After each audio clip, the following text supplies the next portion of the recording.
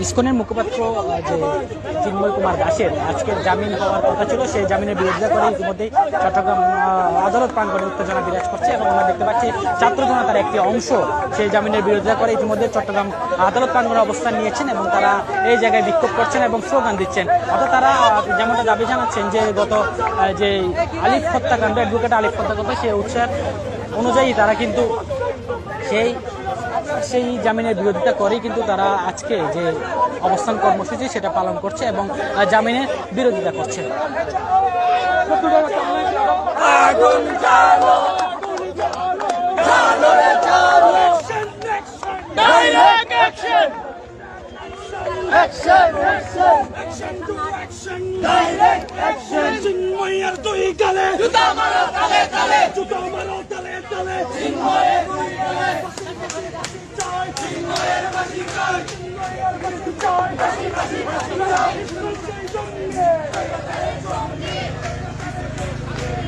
ইতিমধ্যে আমরা দেখছি আদালত প্রাঙ্গণে বিক্ষোভ মিছিল করছে ছাত্র জনতার একটি অংশ এবং তারা বিভিন্ন ধরনের স্লোগান দিচ্ছেন। একটা বিষয় জানিয়ে রাখি, সেটা হচ্ছে গত 31 অক্টোবর চট্টগ্রামের নিউ মার্কেট মোড়ের একটি পতাকা নামানোকে কেন্দ্র করে রাষ্ট্রদ্রোহ মামলা হয় চিন্ময় ইসকনের যে মুখপাত্র রয়েছেন সেই মুখপাত্র চিন্ময় কৃষ্ণ দাসের বিরুদ্ধে। এরপরে গত 25 নভেম্বর তাকে আটক করার পর গত 26 নভেম্বর তার জামিন বাতিল করে আদালত তার জামিন বাতিল করে তাকে কারাগারে পাঠানোর নির্দেশ দেয়। এরপর তারা আমরা দেখেছি যে ইসকনের যে অনুসারীরা রয়েছেন, অর্থাৎ চিন্ময়ের যারা অনুসারীরা রয়েছেন, তারা কিন্তু তার যে প্রিজন ভ্যান সেটি ঘিরে কিন্তু একটি উত্তেজনাকর পরিস্থিতি তৈরি করে। এরপর আমরা দেখেছি তাদের সাথে আইন শৃঙ্খলা বাহিনী এবং ছাত্র জনতার একটি অংশের কিন্তু সংঘর্ষ হয়। এই সংঘর্ষে চট্টগ্রাম জেলা সহকারী পাবলিক প্রসিকিউটর অ্যাডভোকেট আলিফ কিন্তু নিহত হয়। এই নিহতের প্রেক্ষিতে সেখান থেকে তারা অর্থাৎ তারা যে দাবি করছেন যে সেই আলিফ হত্যাকাণ্ডে সরাসরি মদত দিয়েছেন সেই ইসকনের যে মুখপাত্র রয়েছেন চিন্ময় দাস কুমার তিনি।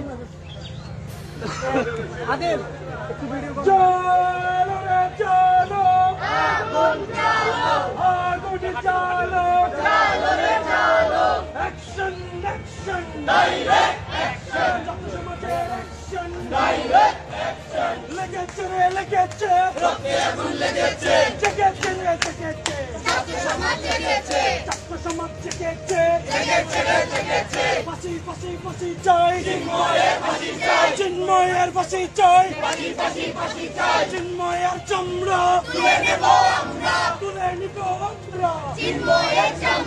চিন্ময় তুই সঙ্গে, স্বৈরাচারের সঙ্গে, চিন্ময় তুই সঙ্গে, স্বৈরাচারের সঙ্গে, অ্যাকশন অ্যাকশন, ডাইরেক্ট অ্যাকশন, ছাত্র সমাজের অ্যাকশন, ডাইরেক্ট অ্যাকশন, আর নয় প্রতিরোধ, এবার হবে প্রতিশোধ, আর নয়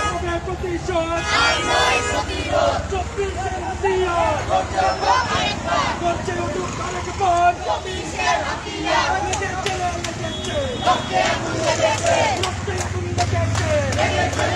আমরা দেখতে পাচ্ছি চট্টগ্রাম আদালত প্রাঙ্গণে বিক্ষোভ করছেন ইসকন মুখপাত্র চিন্ময় দাস কুমারের যে বিরোধিতা, সেই বিরোধিতা করে কিন্তু আজকে ছাত্র জনতার যে অবস্থান সেটা দেখছি। আমরা দেখতে পাচ্ছি চট্টগ্রাম আদালতের আইনজীবীরা তাদের সেই কর্মসূচিতে যুক্ত হয়েছে এবং তারা বিভিন্ন ধরনের স্লোগান দিচ্ছেন।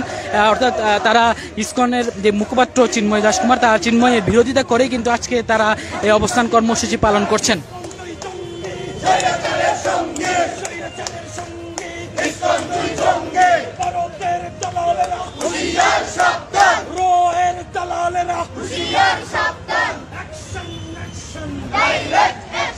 আমার ভাই কবরে, উনি কেন বাহিরে, উনি কেন বাহিরে, আমার ভাই কবরে, আমার ভাই কবরে, উনি কেন বাহিরে, আর নয় প্রতিরোধ, এবার হবে প্রতিশোধ, আর নয় প্রতিরোধ, চলো রে চলো, আগুন জ্বালো, লড়াই করে বাঁচতে চাই, লড়াই করে বাঁচতে চাই, লড়াই চাই, লড়াই চাই, লড়াই করে বাঁচতে চাই, চিন্ময়ের বাঁচতে চাই, চিন্ময়ের ফাঁসি চাই, ফাঁসি চাই, চিন্ময়ের ফাঁসি চাই, চিন্ময়ের ফাঁসি চাই, চিন্ময়ের ফাঁসি চাই।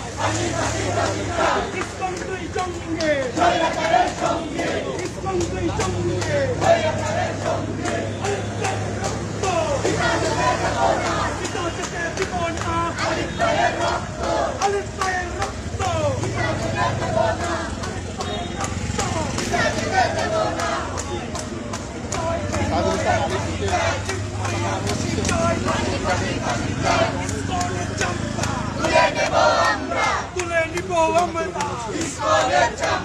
অ্যাকশন অ্যাকশন ডাইরেক্ট অ্যাকশন আইনজীবীদের অ্যাকশন ডাইরেক্ট অ্যাকশন বিকটলার action direct action action to action direct action চালো আগুন জ্বালো আগুন জ্বালো ইতিমধ্যে যে বিক্ষোভ মিছিলটি সেটি চট্টগ্রামের বিভিন্ন আদালত প্রাঙ্গণে বিভিন্ন সড়ক প্রদক্ষিণ করে তারা এই মুহূর্তে নগরীর যে দোয়েল চত্বর রয়েছেন সেখানে অবস্থান নিয়েছেন এবং তারা বিক্ষোভে তারা ইসকনের মুখপাত্র জামিনের যে আজকে জামিন হওয়ার কথা তার বিরোধিতা করছেন। অর্থাৎ তারা যেমনটা জানিয়েছেন, অর্থাৎ অ্যাডভোকেট আলিফ হত্যাকাণ্ডের পেছনে তারা সরাসরি দায়ী করছেন, অর্থাৎ নির্দেশদাতা হিসেবে দায়ী করছেন চিন্ময় দাস কুমারকে এবং সেই প্রেক্ষিতে তারা কিন্তু আজকে যে বিক্ষোভ সেটি অব্যাহত রেখেছেন।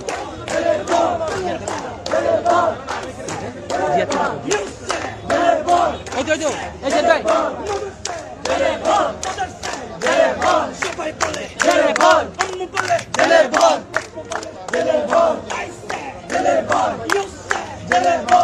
আমরা দেখতে পাচ্ছি এখানে বৈষম্য বিরোধী ছাত্র আন্দোলনের বেশ কিছু নেতৃবৃন্দ উপস্থিত আছেন, তার সাথে কথা আপনারা জানেন যে খুনি ইসকন প্রভু চিন্ময় কৃষ্ণ দাস যে আমাদের অ্যাডভোকেট আলিফ ভাইকে হত্যা করেছে, তার সরাসরি নির্দেশে হত্যা করা হয়েছিল। সেই চিন্ময় কৃষ্ণ দাসকে দেশদ্রোহী মামলায় কিন্তু গ্রেপ্তার করা হলেও যে অ্যাডভোকেট আলিফ হত্যা মামলার সেই তার নাম কিন্তু চার্জশিটে এখনো পর্যন্ত অন্তর্ভুক্ত করা হয় নাই। আমরা আজকে দাবি জানিয়েছি, আজকে যে চিন্ময় কৃষ্ণ দাসের শুনানি আছে সেই শুনানিতে চিন্ময় কৃষ্ণ দাসকে যাতে কোনো ধরনের জামিন দেওয়া না হয় এবং যে প্রেসক্রিপশনে জামিন দেওয়ার চেষ্টা করা যাচ্ছে সেই প্রেসক্রিপশনে বাংলাদেশ যাতে আর চলবে না সেটা বাংলাদেশ ছাত্র সমাজ 5 আগস্ট জানিয়ে দিয়েছে। সেজন্য যে চিন্ময় কৃষ্ণ দাসকে আজকে যে জামিনের বন্দোবস্ত করা হচ্ছে সেই জামিন যাতে না হয় এবং সেই দাবিতে আমরা এখানে দাঁড়িয়েছি এবং চিন্ময়ের সর্বোচ্চ শাস্তি ফাঁসি যাতে নিশ্চিত করা হয় এবং আমরা আলিফ হত্যার বিচারে যারা হত্যা মামলায় যারা জড়িত এবং যারা সরাসরি ইন্ধনদাতা তাদের কাছে দ্রুত গ্রেপ্তার করে বিচারের আওতায় আনা হয় সেই দাবিতে আমরা জানিয়েছি। যদি চিন্ময় কৃষ্ণ দাসকে জামিন দেওয়া হয় তাহলে আমরা আগামীকালকে থেকে চট্টগ্রাম ব্লকেট কর্মসূচি থেকে শুরু করে বাংলাদেশ ব্লকেট কর্মসূচিতে কঠোর থেকে কঠোর হব এবং এর দায় সর্বোচ্চ আমরা ইন্টারিম গভর্নমেন্টকে দিব, বিশেষ করে আসিফ নজরুল স্যারকে এর দায় দিব। আজকের কর্মসূচি আমরা এখানে সমাপ্ত করছি। আসসালামু আলাইকুম। ইনকিলাব জিন্দাবাদ, বীর চট্টলা জিন্দাবাদ।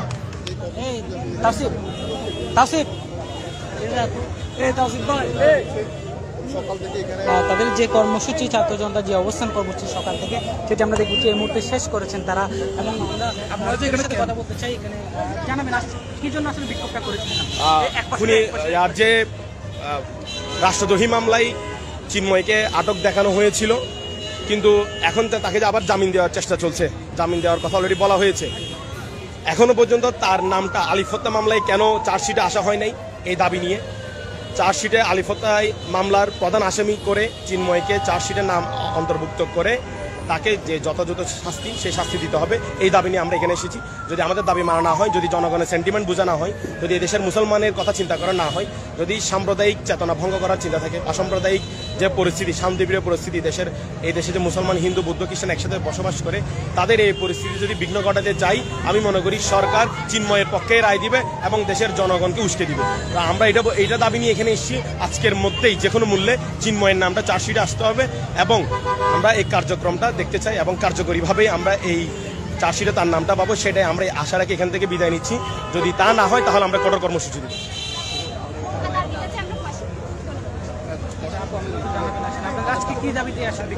আজকে দেখেন আমরা মেইলে এসেছি চিন্ময় দাস যে আপনার ইসকনের মুখপাত্র তার বিরুদ্ধে।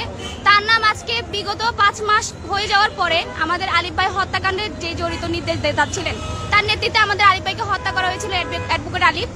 আজকে 5 মাস পরে এখনো চার্জশিটে তার নাম আসে নাই।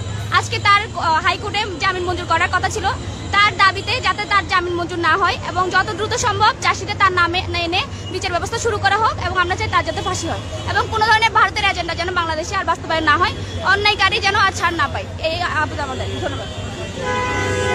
তাদের যে দাবি সেটি হচ্ছে ইসকনের যিনি মুখপাত্র রয়েছেন অর্থাৎ অ্যাডভোকেট আলিফ হত্যাকাণ্ডের সাথে অতি দ্রুত চার্জশিটে তার নির্দেশদাতা হিসেবে সেই যারা চিন্ময়ের নাম তাদের অন্তর্ভুক্তের দাবি জানিয়েছেন।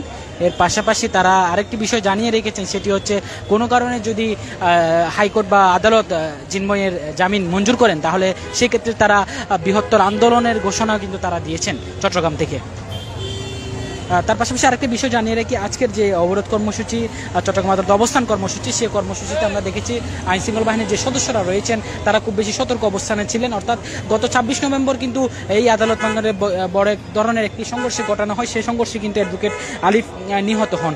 এরপর পরে আমরা যতটা দেখেছি যে চিন্ময় কুমার দাসের যে জামিন, সেই জামিন শুনানিতে আইনশৃঙ্খলা বাহিনী সবসময় সতর্ক অবস্থান রেখেছে এবং কোনো ধরনের বিশৃঙ্খলা কিন্তু তারা হতে দেননি।